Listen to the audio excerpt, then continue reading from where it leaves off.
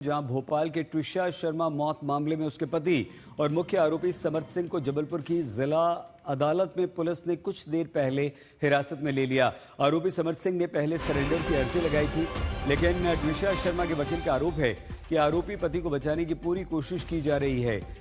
अब से कुछ देर पहले जब समर्थ सिंह जबलपुर अदालत पहुंचा तो वहां पुलिस ने उसे हिरासत में ले लिया है। इसने सरेंडर की अर्जी लगाने के बाद जबलपुर अदालत में अपने आप को खुद पेश किया, आत्मसमर्पण किया। अभी तक समर्थ सिंह फरार चल रहा था और मध्य प्रदेश की पुलिस, भोपाल की पुलिस समर्थ सिंह को ढूंढ रही थी।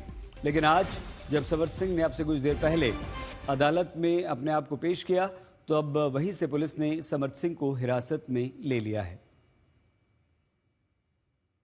कोई सरेंडर नहीं हुआ है, कोई सरेंडर नहीं हुआ है, कोई सुनवाई नहीं चल रही है। मैं फिर से आपको बता रहा हूँ, मुझे जब आखिरी बार खबर मिली तो ये मिली कि वो कोर्ट नंबर 32 के अंदर है। मैंने ये सोचा कि वो डिस्ट्रिक्ट जज की कोर्ट है, शायद वहाँ पे उस पर सुनवाई चल रही होगी।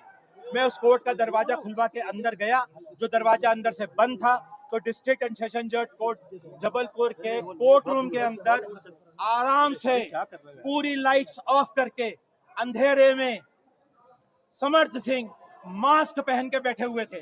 जज साहब डायस पे नहीं थे, वहां मौजूद 3 बाबू थे। मैंने उनसे पूछा, आपने किस हैसियत से इनको बिठा के रखा है? उनके पास मेरी बात का जवाब देने कोई जवाब नहीं।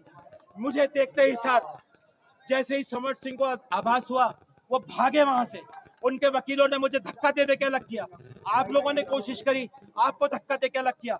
भागते भागते उनके वकील उनको यहाँ पे बार एसोसिएशन का मुझे बताया गया शायद कोई कक्ष है, उसका कोई शायद अध्यक्ष का कक्ष है या जो भी है, वहां वो अंदर है। मैं पीछे पीछे गया तो वहां समर्थ सिंह के वकीलों ने और उनके साथियों ने मुझे धक्का देकर के उस रूम से बाहर निकाल के अंदर से बंद कर लिया। रवीश बाल सिंह हमारे संवाददाता हमारे साथ जुड़ चुके हैं। रवीश, 2-3 सवाल एक साथ। क्या समर्थ को हिरासत में लिया गया है या गिरफ्तार कर लिया गया है? क्या अदालत में समर्थ ने अपने रसूख का इस्तेमाल किया है? क्या अदालत में उसे वीवीआईपी ट्रीटमेंट मिला है? और आगे क्या हुआ? बिल्कुल सही चीज, बिल्कुल वाजिब सवाल आपने उठाए हैं।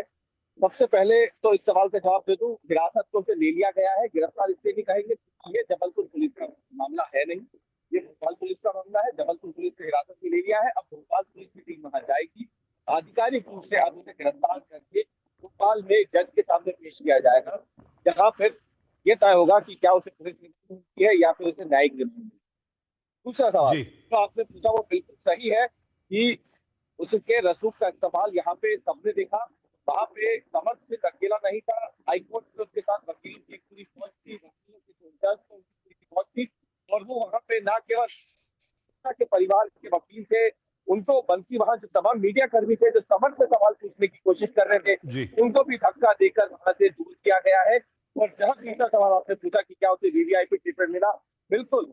जो समर्थ के सामने जो लॉयर है ट्विशा के परिवार के, उनका साफ तौर पे यह आरोप है कि जब वो उन्हें जानकारी मिली कि एक आरोपी वहां पे पहुंचा हुआ है, तो उसके हाव भाव और जिस तरीके से उसने वहां पे रवीश थोड़ा सा रोक रहे हैं आपको। रवीश, क्या सीबीआई को जांच सौंपे जाने के बाद अब भोपाल पुलिस पर भी सवाल खड़े हो रहे हैं? सीबीआई के पास ये इसीलिए केस गया क्योंकि भोपाल पुलिस की जांच में कई लापरवाही सामने आई। आज तक में सबसे पहले आपको बताया था कि भोपाल पुलिस ने वो फंडा, जो इलास्टिक बेल्ट था जिम्नास्ट का, वो फंडा पोस्टमार्टम के समय एम्स भोपाल को सौंपा ही नहीं था। वो एफएसएल की टीम के पास था और जिसने बाद में अपनी औपचारिकता पूरी करके उसको मालखाने में जमा कर दिया।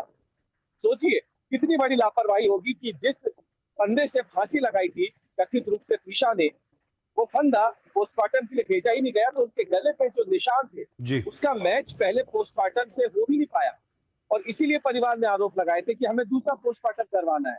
दूसरी बात, भोपाल पुलिस जो इस पूरे मामले में प्रमुख इन्वेस्टिगेटिव एजेंसी थी, वो 10 दिनों तक क्या करती रही?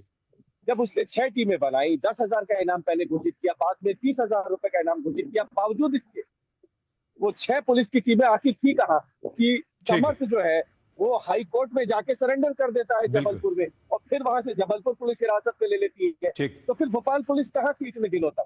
जो एक आरोपी जिसने पहली बार ये अपराध किया है इस तरीके का, जिसके घर में एक उसकी पत्नी की मौत हो जाती है, वो आखिर फरार हो जाता है इतने दिनों तक और पुलिस को पता नहीं चल पाता है। बिल्कुल ठीक कह रहे हैं रवीश आप। तो भोपाल पुलिस पर भी अब जबरदस्त सवाल यहां पर खड़े हो रहे हैं और अब इस मामले की जांच सीबीआई कर रही है।